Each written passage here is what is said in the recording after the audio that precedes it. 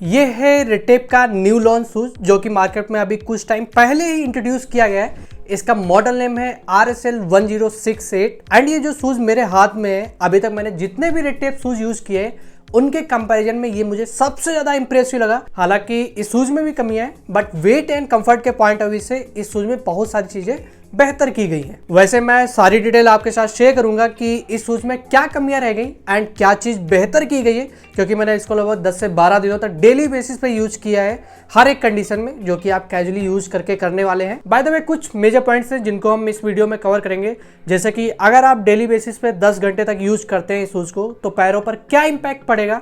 ये white colour में shoes आता है तो आपको किस कंडीशन में नहीं यूज करना है, कौन से आउटफिट के साथ आप इस शूज को वियर कर सकते हैं एंड किस प्राइस रेंज में आप इस शूज के साथ जा सकते हैं, मतलब वैल्यू फॉर मनी प्रोडक्ट रहेगा। एंड सबसे इंपॉर्टेंट चीज, ये शूज कितने टाइम तक चलेगा, मतलब 6 महीने, 1 साल या फिर 1.5 साल। बाकी अगर आप हमारी वीडियोस रेगुलर बेसिस पर देखते हैं तो आप जानते ही होंगे कि हम हर एक शूज में वाव फैक्टर ढूंढते हैं जिसके बेस पर हम आपको सजेस्ट कर सके ये शूज किस कंडीशन में बेहतर है एंड हैवी या फिर नहीं।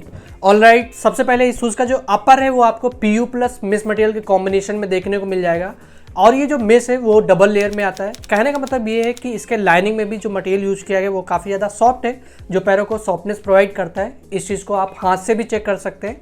इसके अलावा जो मेस के ऊपर ये जो छोटे से कंपोनेंट दिख रहे हैं, toe area, counter, inside, outside, ये PU के कंपोनेंट है जो कि रेस प्रिंटिंग प्रोसेस से किए गए हैं। इसके अलावा काउंटर में भी आपको ब्लैक कलर का एक कंपोनेंट देखने को मिल जाएगा जो कि PU मटेरियल में आता है। बाकी इसमें जो टंग है वो मिस मटेरियल में ब्लैक कलर के साथ आता है। ओवरऑल अपर पे आपको 1, 2, 3 जगह पर रेटेप की ब्रांडिंग देखने को मिल जाएगी और यहाँ पर जो आप ब्रांडिंग देख रहे हैं ये वेल्डिंग प्रोसेस से किया गया है। अब यहाँ पर आप एक बात पे ध्यान जरूर दीजिएगा, चाहे आप शूज ऑनलाइन परचेज करें या फिर ऑफलाइन, जब भी आप शूज रिसीव करेंगे सबसे पहले यहाँ पर जो वेल्डिंग प्रोसेस है रेटेप की ब्रांडिंग की गई है यानी कि लोगो दिया गया है, इसको आप देख लीजिएगा कहीं ये उखड़ तो नहीं रहा, क्योंकि मुझे जब ये शूज रिसीव हुआ है तो लेफ्ट ऑड में ये मैंने प्रॉब्लम फेस किया है। हालांकि 100 में से 1 पेयर में मे बी ये प्रॉब्लम आपको देखने को मिल सकती है। बाय द वे टंग के पीछे एक लेबल है जिसपे शूज का साइज, आर्टिकल नंबर, कहाँ पर बना हुआ है एंड BIS डिटेल ये चीज देखने को मिल जाएगी। हालांकि टंग की जो कुशनिंग है वो 0 है बट ये पैरों पर क्या इंपैक्ट डालेगा वो मैं अभी आपके साथ आगे शेयर करूंगा। कुशनिंग से याद आया, इस शूज के एंकल कॉलर की जो पैडिंग है अगर आप हाथ से चेक करेंगे तो कम लग रही है बट पैरों को अच्छी तरीके से होल्ड कर रही है एंड इसके काउंटर में भी स्टिफनर का यूज किया गया है,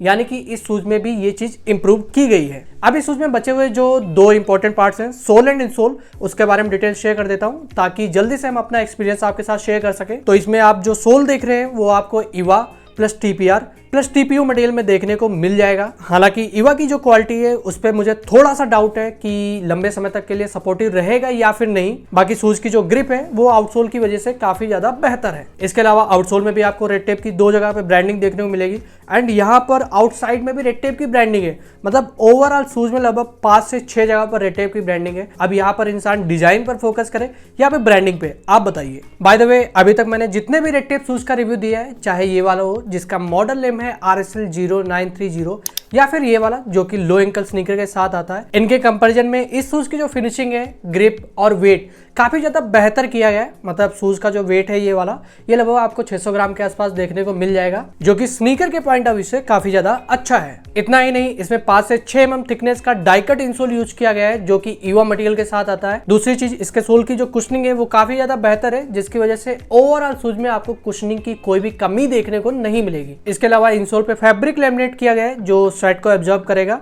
एंड इस पे आपको रेड टेप की ब्रांडिंग भी देखने को मिलेगी। ओवरऑल शूज आपको कुछ इस तरीके से देखने को मिल जाएगा जो कि काफी ज्यादा सिंपल एंड ट्रेंडी है। इस शूज को वियर करके मैंने कुछ फोटोज क्लिक किए, वो मैं आपके साथ शेयर कर देता हूं।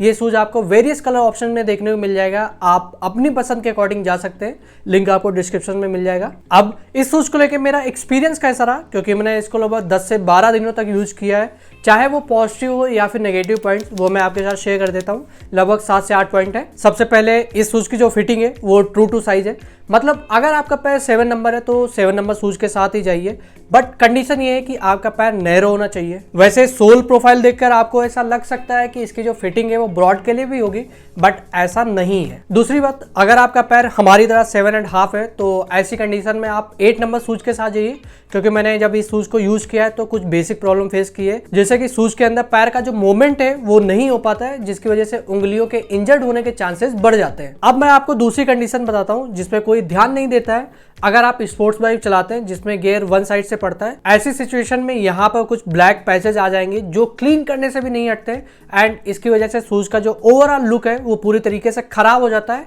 तो इस चीज को आपको खासकर ध्यान देना है, चाहे ये वाला शूज हो व्हाइट कलर का या फिर कोई भी हो, आपको ऐसी सिचुएशन में यूज नहीं करना है। हालांकि इस शूज का जो ओवरऑल कंफर्ट है वो बढ़िया है, ये इसका थर्ड पॉइंट है। मतलब इस शूज की जो ग्रिप है वो काफ़ी ज़्यादा अच्छी है, जिसको आप वेट सरफेस के अलावा किसी भी सरफेस पे यूज कर सकते हो। मुझे नहीं लगता है कि 6 मंथ तक ग्रिप से रिलेटेड कोई भी प्रॉब्लम देखने को मिलेगी।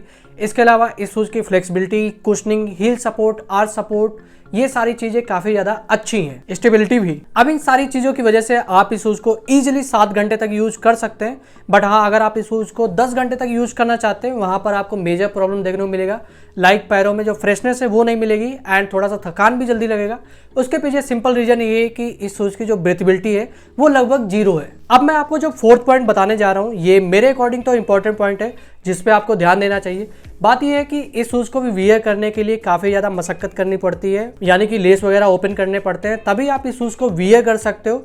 ऐसी कंडीशन में शूज का जो काउंटर है वो काफी जल्दी खराब हो जाता है। तो यहाँ पर आपको शू हॉर्न का यूज करना है जिससे आप इजिली इस शूज को वियर कर सके एंड शूज का जो काउंटर है वो भी सेफ रहे। इस शूज को आप किसी भी बेसिक कैजुअल आउटफिट के साथ वियर कर सकते हो, स्पेशली जींस के साथ। वैसे ये शूज व्हाइट कलर में आता है तो आपके पास बहुत सारे ऑप्शन है जिनके साथ आप जा सकते हैं। अच्छा, मैंने इस शूज को विदाउट सॉक्स भी वियर किया है, जहां पर इसके अंदर जो पैर है वो हीट भी करता है एंड पैरों से स्मेल भी आती। तो ये वाली जो सिचुएशन है आपके साथ ना हो, इसके लिए सॉक्स वियर करके ही शूज वियर करें। अब इस शूज का क्लीनिंग प्रोसेस क्या है वो मैं आपको बता देता हूं। तो आप इस शूज को इजीली कुछ इस प्रोसेस को यूज करके आप क्लीन कर सकते हैं। बस आपको खासकर इस बात का ध्यान रखना है, जो मैं ब्रश यूज कर रहा हूँ ये सॉफ्ट होना चाहिए ताकि इसका जो मेस है यहाँ पर रेसेस ना निकलने पाए। क्लीनिंग करने के बाद इस शूज को सूखने के लिए नॉर्मल रूम टेम्परेचर पे ही रखना है ताकि इस शूज की जो प्रीमियमनेस है वो बनी रहे। और एक चीज ध्यान रखिएगा, ये जो मैं आपको प्रोसेस बता रहा हूँ ये तभी इफेक्टिव है जब आप इस शूज को हर दूसरे तीसरे दिन पर यूज कर रहे हैं। तो अब इस शूज को लेके मेरा ओपिनियन क्या है वो मैं आपके साथ शेयर कर देता हूँ। मैंने जो आपको कंडीशन बताई है, like without socks, sports bike चलाते टाइम, टाइट फिटिंग, ऐसी कंडीशन में इस शूज को यूज नहीं करना है। सेकंड थिंग, इस शूज की ब्रीथेबिलिटी डाउन है जिसकी वजह से आप 7 घंटे से ज्यादा यूज नहीं कर सकते। अगर आप यूज करते हैं तो वहां पर आपको पैरों में फ्रेशनेस से रिलेटेड प्रॉब्लम फेस करना पड़ सकता है। इस शूज को जितना मैंने यूज किया है उसके अकॉर्डिंग मेरा ओपिनियन यही कि आप इसको 1 साल से ज्यादा टाइम तक यूज नहीं कर पाएंगे। तो इस चीज का आप माइंड मेकअप बना लीजिएगा अगर आप इस शूज को बाई करने जा रहे हैं। तो इस शूज की जो ओवरऑल फिनिशिंग है वो काफी ज्यादा अच्छी है, जिसकी वजह से ये शूज प्रीमियम लग रहा है। बट जैसे ये धीरे धीरे गंदा होगा तब इसकी जो प्रीमियमनेस है वो चली जाएगी। तो यहाँ पर आपको केयर करने की ज्यादा जरूरत है। तो इन सारे पॉइंट्स को ध्यान में रख के मैं आपको सजेस्ट करूंगा कि ये शूज 1200 से 1300 बजट में ओके। अगर आपको इससे ज्यादा प्राइस में ये शूज दिख रहा है तो थोड़ा सा वेट कीजिए, जब इस बजट में आ जाए तब आप इस शूज के साथ जा सकते हैं। वीडियो अच्छी लगी हो तो वीडियो को लाइक कीजिएगा एंड चैनल को सब्सक्राइब कर रखा है तो दोबारा बटन दबाने की जरूरत नहीं है। हमारी वीडियो हर वीक आपको मिलती रहेगी। जाने से पहले अगर आप दूसरे रेटेप शूज का रिव्यू देखना चाहते हैं तो आप यहाँ पर क्लिक करके देख सकते हैं, जो कि काफी ज्यादा ट्रेंडिंग है अभी के टाइम पे और लेटेस्ट मार्केट में लॉन्च हुए। मिलते हैं आपसे नेक्स्ट वीडियो में एक नए शूज के साथ, तब तक के लिए बाय बाय।